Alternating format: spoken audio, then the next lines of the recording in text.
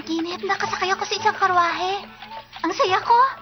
Maraming salamat sa iyo, Sarah. Walang anuman yun. Siya nga pala, anong itsura ng yung Tita Eliza? Napakabait sa akin ng tita ko. At isa pa, mahal na mahal ko siya at parang tunay na inanturing ko sa kanya. Ganun ba? Pero ang sabi naman ng papa ko, may pagkakaiba raw silang dalawa. Alam mo kung ano? Ano? Mahilig siya magtanim ng halamang gamot. Nako, nakalimutan ko. Ang alin? Kasi, ano ba yon? Nangako ko sa tita ko na magdadala ako ng bulaklak sa kaarawan niya. Paano na to? Peter? Ano po yun, Miss Sarah? Pumunta tayo dun sa bilihan ng mga bulaklak. Kayo po ang masusunod, Miss Sarah. Yeah! Pabili mo ng bilang! Pabili mo mansanas! Pabili mo ng mansanas! Nandito na po tayo. Ito po ang kilalang pamilihang bayan dito sa London, ang Covent Garden. Pero Peter, saan makikita ang bilihan ng bulaklak? Marami po rito. Bili na po Kumpleto kayo. po lahat dito. Mura Mga na po, bilihan suki. ng bulaklak at iba pa. Kumusta po, tita? Aba, Peter, may nakapagsabi sa akin na masipag ka raw magtrabaho. Siya nga po pala ang aking amo. Kumusta po kayo? Aba, isa palang napakagandang binibini na parang prinsesa. Kumusta ka? Ay! Tita naman. Nandito po kami bilang mga mamimili. Nagmamadali po kasi kami. Ang mga magagandang binibini ba ang bibili? Opo. Naghahanap po kasi sila ng mga bulaklak na ipangre-regalo sa may kaarawan eh. Ganun ba? Ako na mamimili.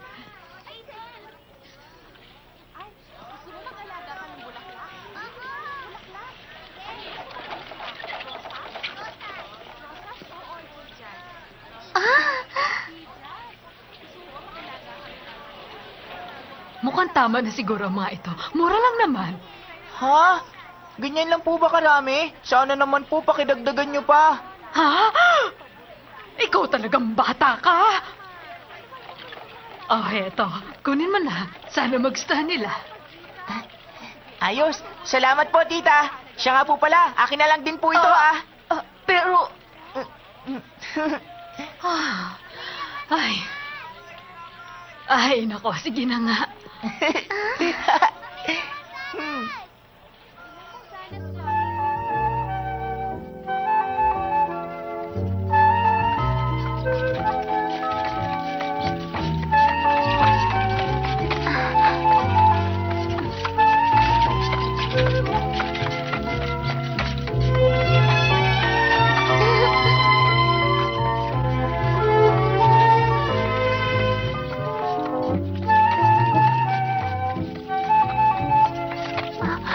Ayun ang bahay ng tita ko.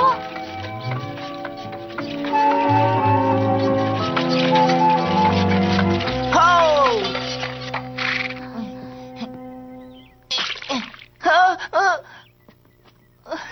Malas. Mag-ingat po kayo sa pagbaba nyo, ha? Oo.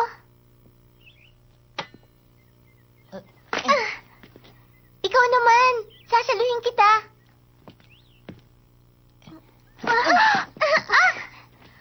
Wow, napakagandang bahay.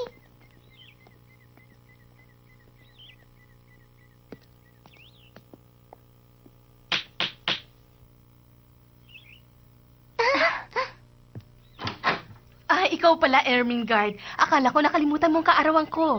Hindi po. Siya nga po pala. Siya ang kaibigan ko. Ako po si Sarah. Kumusta po kayo? Aba, mabuti naman, Iha. Masaya ako at nakilala kita. Kung ganun, halina kayo. Halika dun tayo sa loob. Aba? Sinong batang yon? Siya po si Peter. Peter! Ay, naku. Pasensya ka na. Peter! Ha? Ako po bang tinatawag nyo? Oo, Peter. Ikaw ang tinatawag ko. Halika, pumasok ka. Naputikan po yung sapatos ko eh. Ayos lang yan. Maraming salamat po. Pantanggal yan ng putik ng sapatos. Dito po ba? Pagkatapos mo dyan, pumasok na tayo sa loob ng bahay. Ganun po ba? Nakakahiya po tuloy sa inyo. Ang tawag ko sa tsaa na yan ay rose tea. Galing sa mga rosas na tinanim ko. Subukan mo. Wow, ang sarap ng amoy. Salamat at nagustuhan mo. Tikman mo naman tong inihanda ko. Marami pong salamat.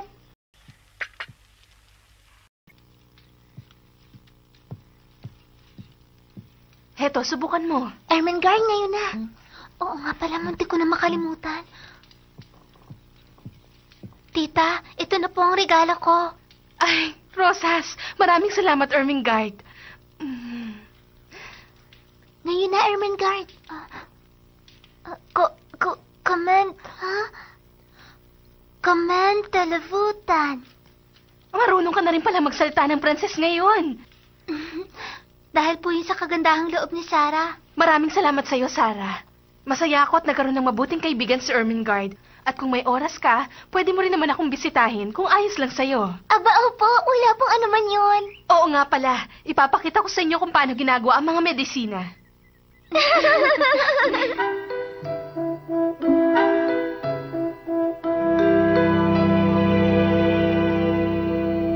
Hapon na at hindi pa sila dumarating.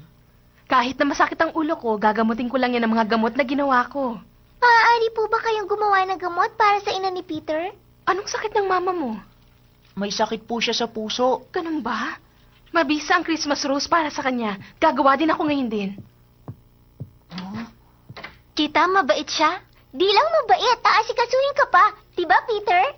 Opo, tama po kayo dyan, Miss Sarah.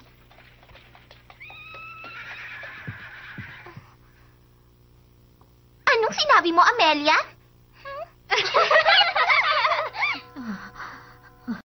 Maraming salamat po niyo, Tita Eliza. Bumalik ulit kayo dito at ipaghahanda ko naman kayo ng Callaway cake sa susunod. Mag-ingat kayo, ha? Maraming salamat po uli sa gamot. Maraming salamat sa inyo. Peter, pakibilisan lang. Huwag po kayo mag-alala. Ako na pong bahala. Meron po akong mabilis na daan.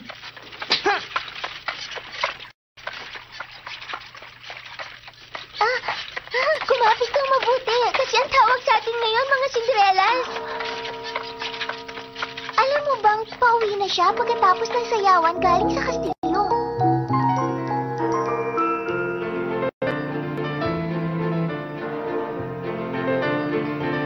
Maliban lang kung siya ay nakabalik bago mag-alas 12 ng hating gabi. Pagkatapos, ang magic ay mawawala at ang karwahe ay babalik sa anyong kalabasa. At alam din natin na darating ang karwahe sa eksaktong oras.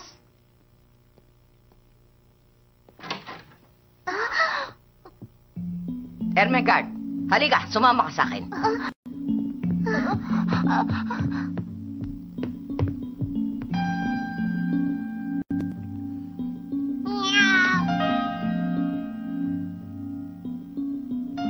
Hindi mo ba naisip na bago ka lumabas dito, kailangan mo muna ng permiso ko?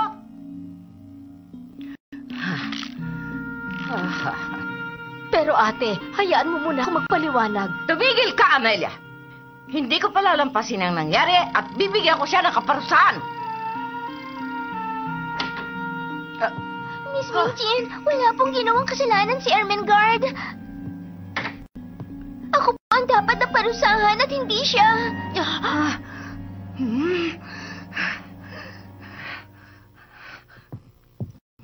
Huwag lang gawin, ate. Tandaan mo, ate. Kapag nalaman ng papa ni Sarah ang tungkol dito,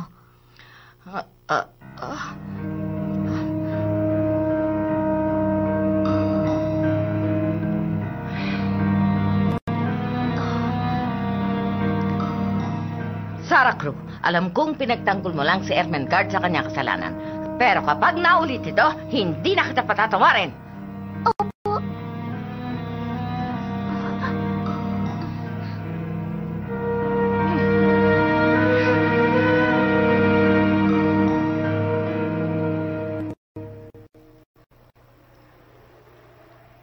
Maraming salamat sa iyo, Sarah.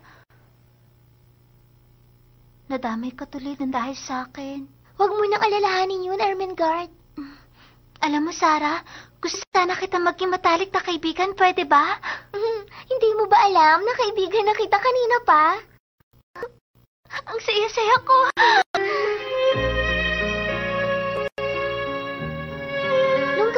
ngayon, hindi ako nag-aksaya ng oras at sinulatan ko ang aking papa sa India tungkol kay Ermengarde. At sinulat ko kay papa na si Ermengarde ay isang napakabait na kaibigan. At kung nandito lang si papa, sigurado ako matutuwa siya kasi may natagpuan akong isang bagong kaibigan.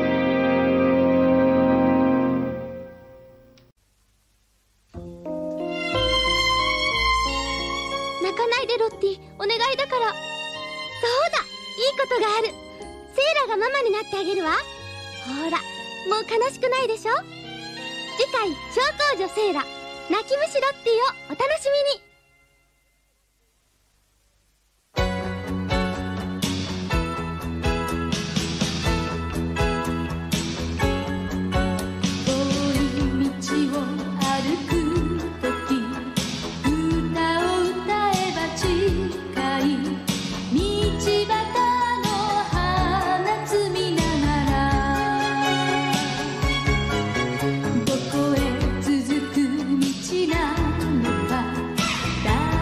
知らないけれど後ろ